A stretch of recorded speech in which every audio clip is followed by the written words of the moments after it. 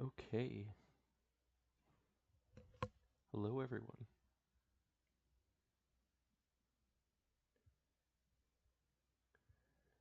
Hello, hello.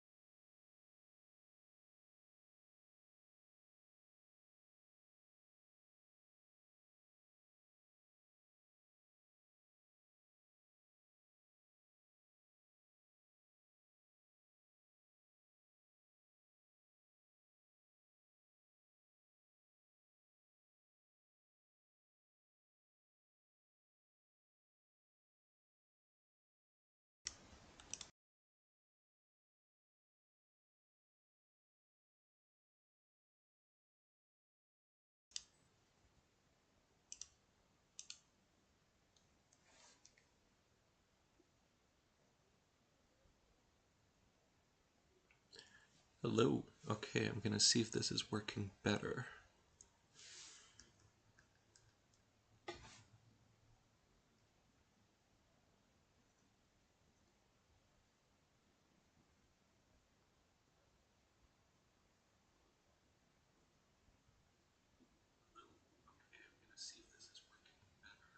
Alright. Alright. So it seems like my headset isn't working too well for this, so I'm just gonna go with it for now. Hello. Welcome to what I am calling fantasy fiction for now. Um, I'm starting this because I I really love the Malazan Book of the Fallen, which is what this is going to be starting off with. I've got my copy of Gardens of the Moon beside me here. Basically, I'm just going to go through the book and kind of talk about it and just just see what the book's about. I've read it a couple times at this point. There's a lot of videos and stuff on a lot of fantasy series already. There's a lot of course, Song of Ice and Fire and Lord of the Rings, but also stuff like Dragon Age and The Witcher, even some for Fable. But I never see a whole lot for Malazan Book of the Fallen, and I know this series is pretty well liked within the fantasy community, and it's probably my favorite fantasy series of all time. But it doesn't seem to get all that much all, I don't know, all that much love in the wider scope of the internet. I've tried looking up some YouTube videos, but it doesn't seem like there's a ton that don't really get a whole lot of traction. Just gonna see right now what I can find.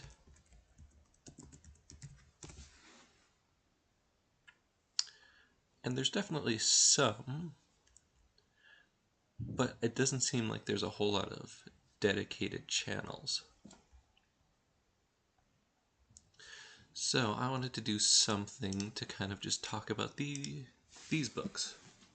and I do have a great love for them. I am by no means an expert on them, but I'm gonna try my best and just see if, maybe I can get some entertainment value out of it, maybe get some more people interested in these books. And yeah, that's about all. So, if I pull up my live feed, you can see I've got Paint open here, like that. Yep, that is my select tool, not what I wanted. Let's do brushes. So there we go. So, I figure, for visual sake, while I'm kind of talking about whatever I'm talking about here with the book, I would go ahead and just kind of draw some stuff in Microsoft Paint. Well, it's just Paint now, I guess. Anyways, I've got Paint open to do that. I'm not at all an artist by any means. I'm not that great at drawing, nor do I have any sort of drawing set up. I've just got my mouse here.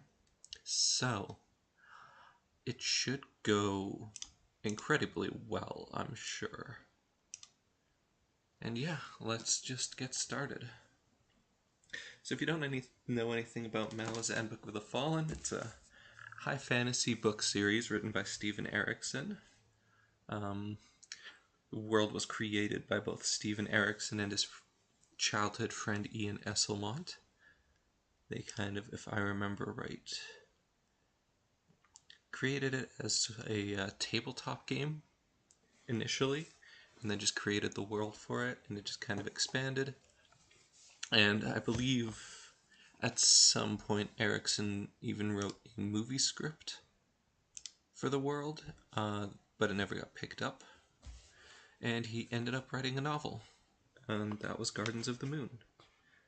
And when that ended up becoming fairly highly liked, he kept writing. So Gardens of the Moon is slightly different than the rest of the novels in the series, just because it was kind of a first attempt, I think. Well, maybe kind of a first attempt at a novel, of novelizing the world, I guess. But it's usually pretty consistent. There's not a whole lot of retconning or anything, and it's excellent. And the main series has 10 books. They're all huge. I think Gardens of the Moon is the shortest one, and it is, on my copy, it's like nearly 700 pages. Just actually over 700 pages. So it's a big book.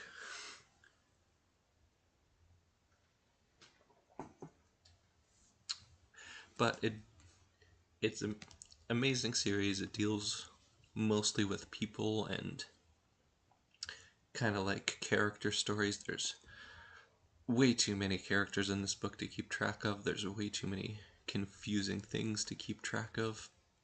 But that's just kind of how it's written. The book doesn't really hold your hand and explain everything to you, and it's not meant to. I think the author even states that in this little foreword from the author.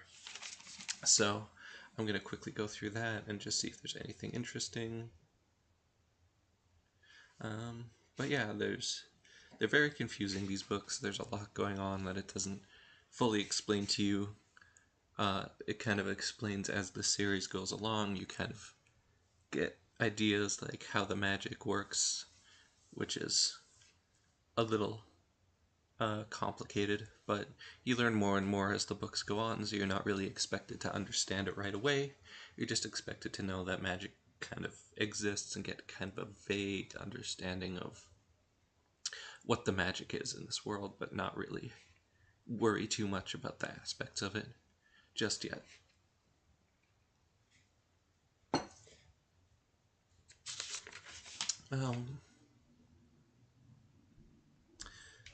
Yeah, so the author even says in his preface that people tend to either hate his book or love it, and there's not really any in between.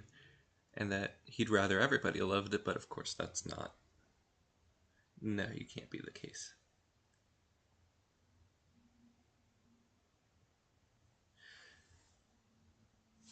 So yeah, it's a big fantasy series, lots of characters, lots going on.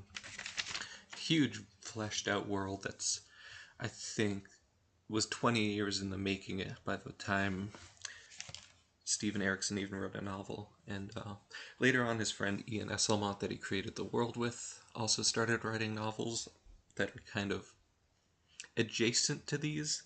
They involve characters, other characters, and events that kind of are involved with the main series, but they're their own stories. So there's a lot to read if you really get into the series. I haven't read much of Esselmont's stuff, but I've read a little bit. He's definitely got a different writing style than Erikson, which is initially why I didn't super get into his works, but I think eventually I'll try to get back into that.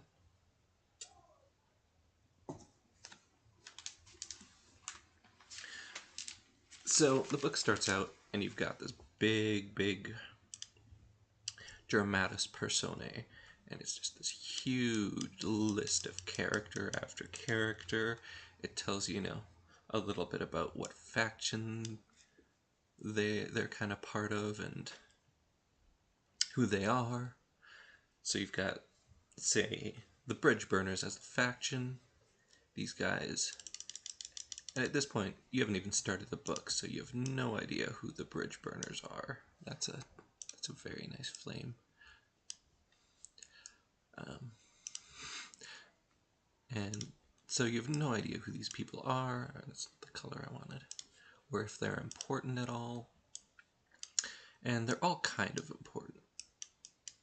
So here's your nice, very badly drawn bridge burner symbol. This is vaguely what their sigil actually looks like. And it tells you a bunch of the people that are in it. You've got Sergeant Whiskey Jack. He's the commander of the past commander of the 2nd Army. And he's in the 9th Squad. And none of that means anything to you at this point.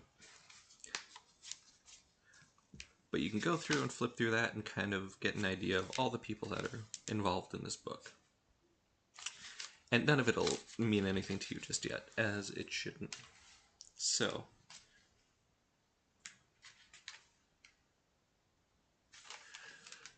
book starts out with a little kind of blurb that kind of catches you and gets you intrigue into the book. And then you get a poem. So every chapter, I believe, if I remember right, is it every chapter? It must be every chapter. Yes, every chapter starts with a poem. And the poems are usually about events that either have just happened, are about to happen, or will happen in the future. So basically they're either written by a person in the future recounting events, like far in the future recounting events that happened, or they are far in the future recounting events that haven't happened yet. So on a first read through, some of these poems will mean nothing to you. Sometimes even the ones that you've technically already seen the events of, or are about to see the events of, won't mean anything to you until a second read through. I definitely caught a lot more on my second read through than I did on my first one. Let's just put that off to the side. I can make that pretty small. Oh, that's tiny. Sure. Looks nice and terrible. I don't need that. So now,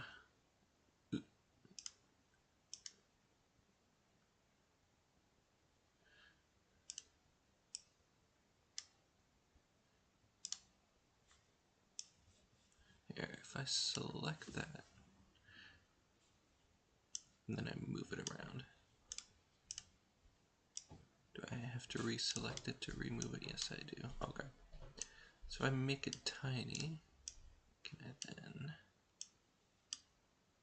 Oh no, that just destroys it. Okay. I'll just cut that out.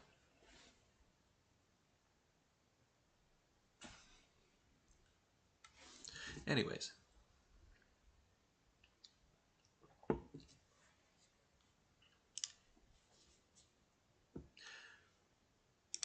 So it starts out with a poem about how the emperor is dead, and it's written by Felicen. So it talks about the emperor and his companion being dead. None of this means anything to you on a first read-through. On a second read-through, there's a lot more going on there. The emperor and his companion being dead is a huge part of the story, but we are now in the prologue, which kind of talks about it. So every chapter also starts with a date. I found myself the first time not really paying attention to the dates at all, but if you do, you can sometimes catch stuff like how the prologue starts in the 1154th year of Burn's sleep, and then chapter 1 takes place years and years, well, not years and years, but like several years after this. And this is the last year of Emperor Kellanved's reign. So we get a description of Moxvane, which is an old pike on top of a wall. Here's my nice... No, that's not the tool I wanted. Actually, cut that out.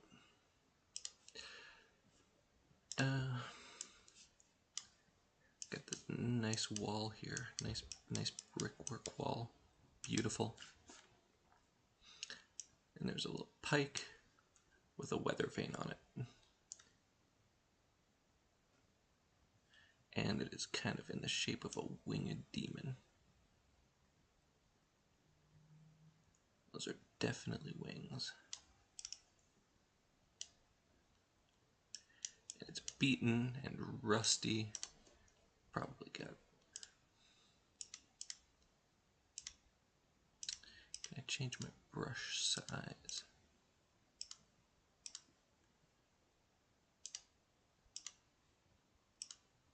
There it is. It's very rusty. Anyways, it's too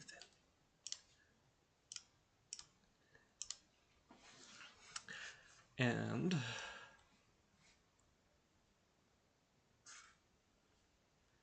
so it tells us we're in the mouse quarter of Malaz City. Now, Malaz City is fairly important.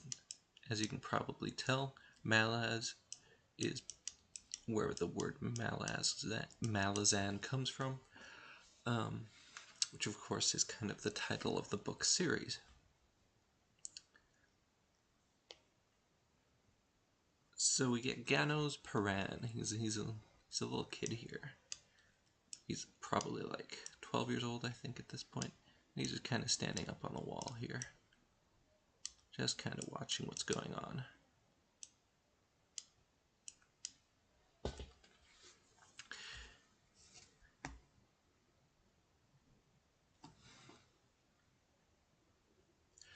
And there's a huge capital. It says Moxhold is behind him. Moxhold being the capital of the empire. This is kind of like the original seat of the empire. But at this point already, this is no longer the seat of the empire because more better lands have been conquered. Because Malaz City is on a small island. It's not very big. It's kind of a trashy place. It's not that rich. But it was the seat of the emperor originally until he conquered more of the world. So Ganos Paran, our little 12-year-old, I think, at this point, standing up here. He's just kind of visiting Malaz City because his parents kind of... They're wealthy people, and they visit the capital sometimes. I guess Malaz isn't the capital anymore, but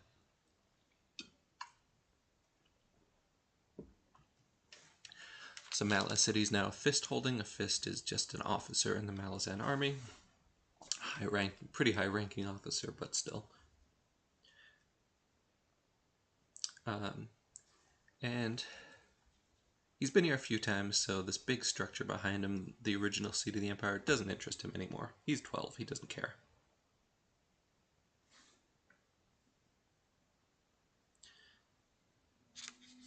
So his father is negotiating island exports. He doesn't care about that. He's 12. He does not care. And there's riots going on underneath him, which is what he's watching. So probably some burning going on. Things on fire. And he's watching that with interest because he's 12. This is interesting. So he's pretty high up here. It says about 6 arm spans. But basically, a lot of it is just covered in, not up here. All of it down here is just black smoke. So Ganos can't see all too well. And a soldier approaches behind him. Let's give him a little helmet. I don't know what the Malazan uniform looks like, but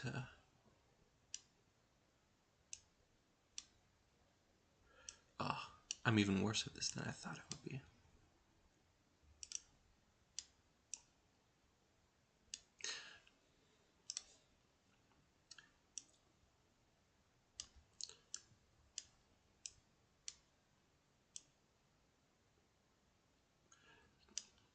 Beautiful, beautiful hands. There we go.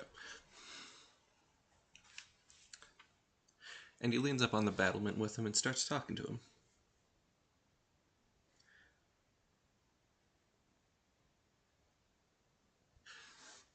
So Ganos notices, Ganos being a noble-born, he knows some soldier's officer sigil, so he can tell this guy is.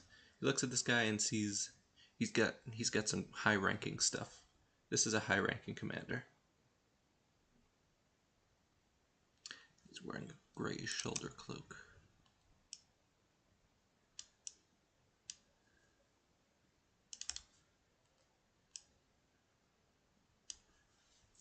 We're just gonna fill that in. Not like that, though.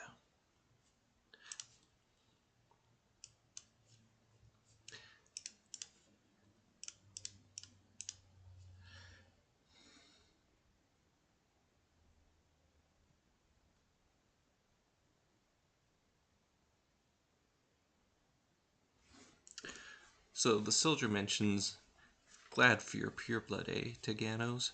So we can theorize that the people down in the market, not noble-born, and that's where the riots are going on there. And he's got a silver brooch on his shoulder cloak, which is a burning bridge. A bridge of stone lit by ruby's flames. This is a bridge burner. He's a high-ranking soldier of the Empire. They're well regarded as being elite soldiers and high-ranking. And Ganos asks him if it's true that the first sword Dasim Ultor is dead. The man flinches, and he says, such is war. So clearly the flinch goes to show that there's some connection between him and this guy that's called the First Sword.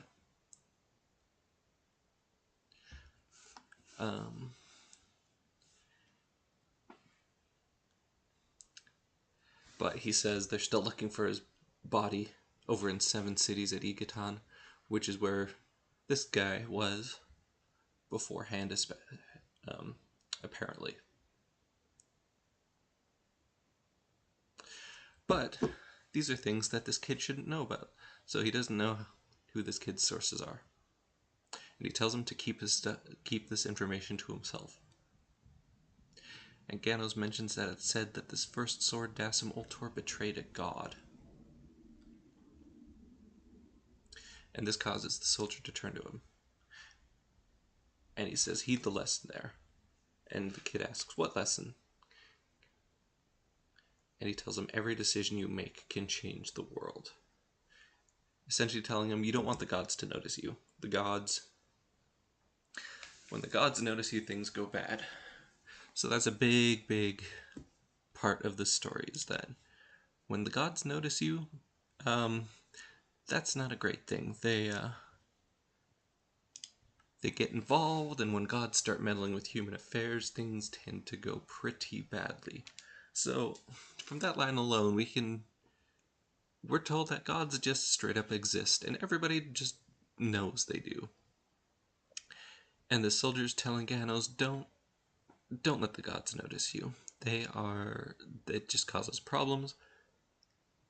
Live a life quietly. And the boy responds with, I want to be a soldier. And our soldier says, you'll grow out of that. But Ganos, no, he wants to be a soldier. He wants to be a heroic soldier. He wants to save the world and fight the bad guys because he's a young boy. And that's what young boys want to do.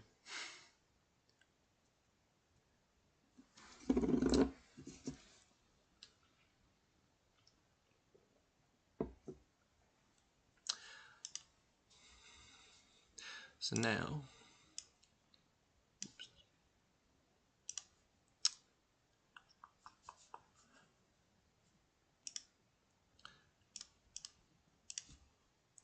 let's grab you.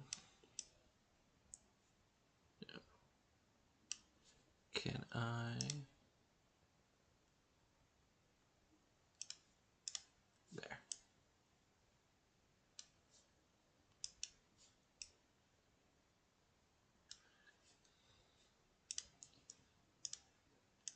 There we go. Another soldier comes up.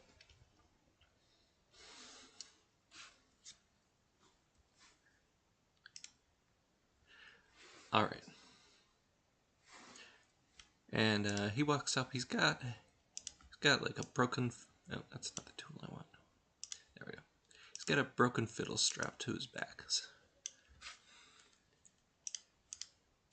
Now, all of these characters, by the way, are some of my favorite characters.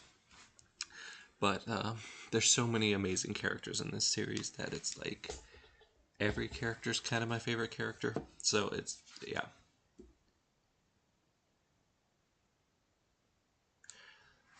So Ganos, who's 12, notices that this new soldier with the fiddle doesn't look to be a whole lot older than he is. So we can probably guess 16, 18 or so.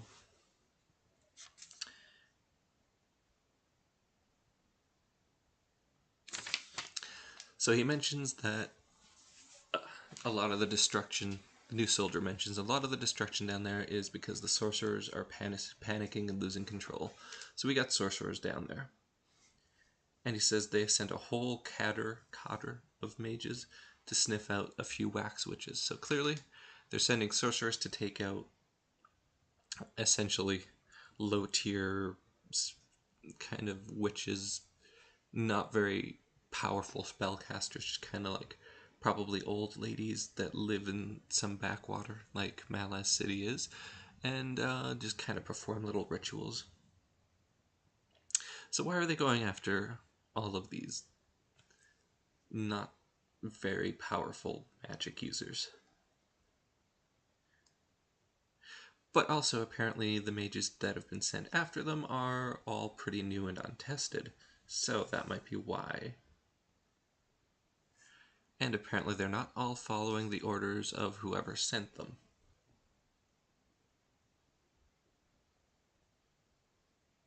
So they bring up a lady named Surly.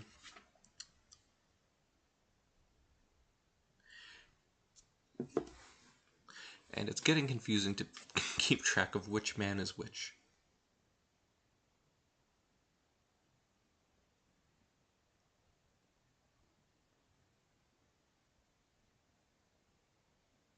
Okay. So man number one here,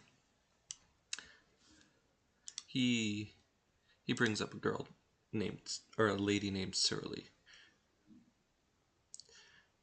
And man number two with the fiddle, he says Surly's not the Emperor's concern. It's not my concern.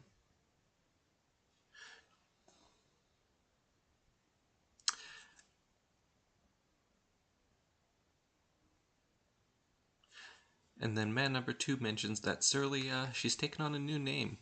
She doesn't go by Surly anymore. She goes by Lacine.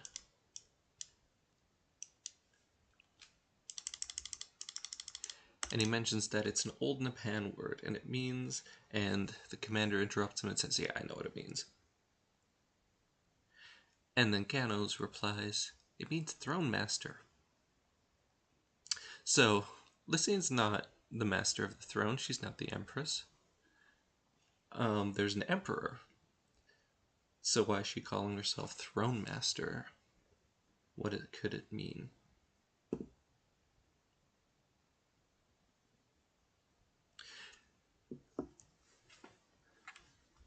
So Gano says this old Nepan word means throne master, and they both kind of look at him like, how do you know that?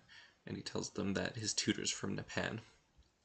So Nepan is a different place that we will learn was conquered by the Malazan Empire at some point, so the Napanese are just humans from a different place.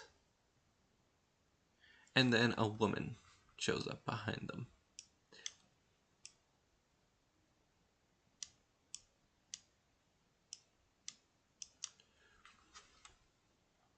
And she talks to the commander.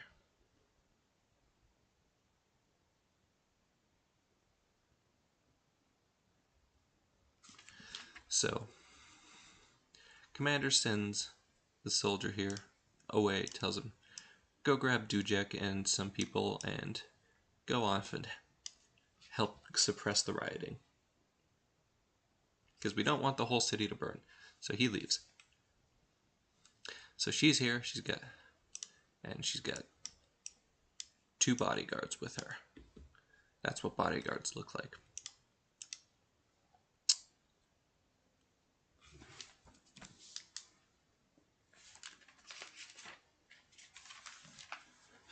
And where are we? So here's a detail I did not notice on my first read through. That's not what I wanted. This lady that comes up, her skin is described as being a dusky blue. So she doesn't have normal human skin color. She has dusky blue skin. But she is human. Because, as it turns out, all Napanese have dusky blue skin. This is a detail, again, I did not notice until many, many books later. And then it was brought up to me that she is Napanese at some point, and that her skin is literally described as being blue in the prologue. So that's something I completely missed. But she's just kind of wearing plain clothes. She's got short hair, which I didn't draw. But Ganos immediately recognized her 2 bodyguards as Claw. That's Claw with a capital C. And he refers to them as acolytes of a cult, which to him means that this woman is Surly. And of course the commander immediately refers to her as Surly. So this is the Surly we just heard about that has changed her name to Lysine. And the commander talks to her without a hint of fear, which surprises Ganos because he feels like the commander here should be afraid of this woman.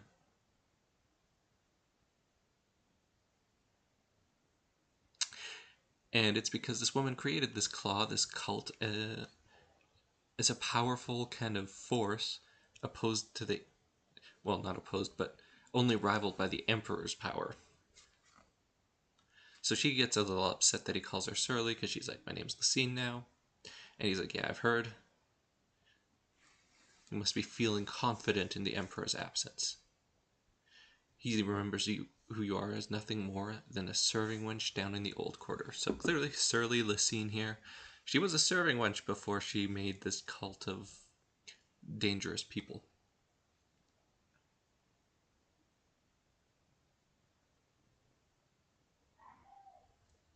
So she gets mad at him for not being able to control this rioting. And he says, well, my men were unseasoned. It's not my fault. And she's like, I don't care.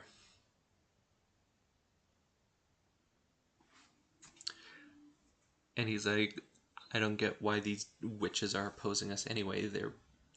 Why are these our enemies when they're not any dangerous at all? They're not a threat to the Empire. And she says it's because they're unsanctioned and that defies the new laws. And he tells her, well, those are your laws, Surly. And they're not going to work when the Emperor gets back. He's going to quash your prohibition of sorcery. And the woman smiles coldly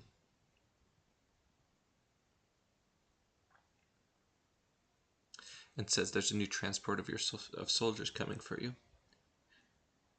And she leaves without even looking at Ganos. Does not care about this child. So, Surly and her 2 bodyguards, Lucine and her 2 bodyguards. Oops.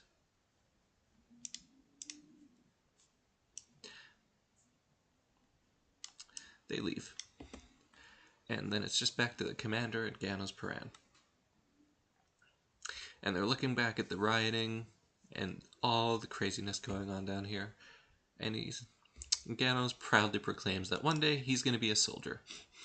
Because he really wants to be a soldier. And the commander here kind of scowls at him and says, well, only if you fail at everything else. And he says a line that I absolutely love, which is, taking up the sword is the last act of desperate men. And he tells him, find something better to do. Don't be a soldier. And then Ganos gets upset here, and he's like, you're not like any other soldier I've met. You sound like my father. And commander says, I'm not your father. And Ganos replies, the world doesn't need another wine merchant, because that's what his father does. And commander doesn't respond. He was gonna respond, but instead he's just like, I'm not gonna make the obvious reply to that. Now, the obvious reply to the world doesn't need another wine merchant that he would say is, the world doesn't need another soldier. But instead of making the obvious reply, the commander just closes his mouth. Ganos, though, being a 12-year-old, rather than taking this as like the commander not making the obvious reply, takes it as him somehow getting a victory over this seasoned commander, being like, yeah, I logicked you out of that. So he doesn't understand that he's kind of a fool for wanting to be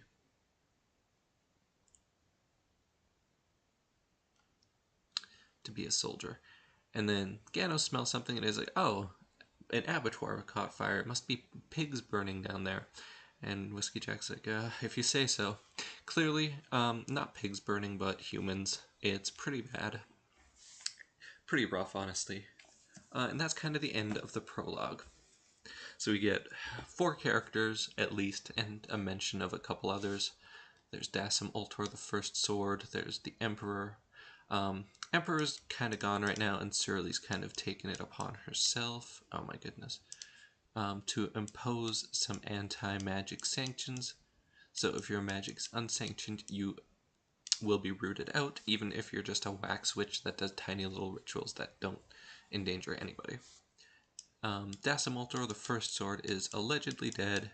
The commander here says, I don't know how you know that information, boy. They're still digging his body out of the rubble in Egatan. Egatan being in 7 cities, which is far away. Well, it's on another continent. I mean, Malaz, it's its own island anyway, so... Anyways. So that's essentially it for the prologue. But yeah, there's a lot going on here. We've already got mages and sorcerers and minor magic users. We've got this woman that's kind of started a cult, and she's close to the Emperor. This guy seems to be pretty high ranking. We've got the soldier with the fiddle here. All of these are important characters. And there's going to be many, many more. So I'm going to actually save that.